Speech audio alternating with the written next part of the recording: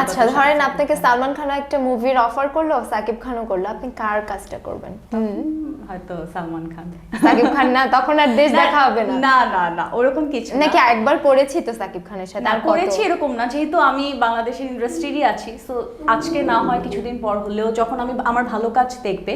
আর সাকিব ভাইয়াও তো নায়িকার ব্যাপারে অনেক চুজি, সো সেও কিন্তু চুজ করে করেই এখন নায়িকাদের সাথে কাজ করে, আর ম্যাক্সিমাম হচ্ছে সে সিনিয়র বলিউডের নায়িকাদের সাথে বেশি কাজ করতে পছন্দ করে। সো আমাকে ওরকম আগে ফার্স্টে নিজেকে ওরকম ভাবে তার সামনে প্রেজেন্ট করতে হবে। আপনি তো বলেছিলেন যে আপনি দরদ মুভিতে হ্যাঁ একটা ক্যারেক্টার ছিল, একটা গান বলেন, আমরা একটু শুনতে চাই। গান? হ্যাঁ প্লিজ, আপনার মুভি ভাই, গান প্লিজ।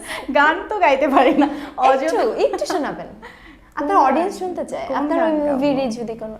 আচ্ছা ওটা লাস্টে শোনাবো না, এটা থাক, এখন শুনি না, লাস্টে শোনাবো। আচ্ছা আমি কিন্তু শুনবো না, শুনে যাব না। আচ্ছা মিডিয়া অনেক সিক্রেট ব্যাপার থাকে, একটা সিক্রেট ব্যাপার বলেন। মিডিয়াতে এন্ট্রি করার আগে মানে আমারও মিডিয়া নিয়ে অনেক ধারণা ছিল, ভালো ধারণাও ছিল, খারাপও ছিল। বাট যখন আমি এন্ট্রি করেছি আর ফেস করছি, বাট হচ্ছে এখনো আমাদের দেশে অনেকেই আছে যে এই মিডিয়ার এন্টারটেইন সাইডটাকে হচ্ছে অন্যভাবে দেখে, অন্য চোখে দেখে, ভাবে যে মিডিয়াতে কাজ করা মানে হচ্ছে খুব সেজে গুজে আছি, হাসি ঠাট্টা করছি, শুটিং করতেছি, অনেক ইজি, ঠিক আছে, খুব অনেক বেশি টাকা পাচ্ছি,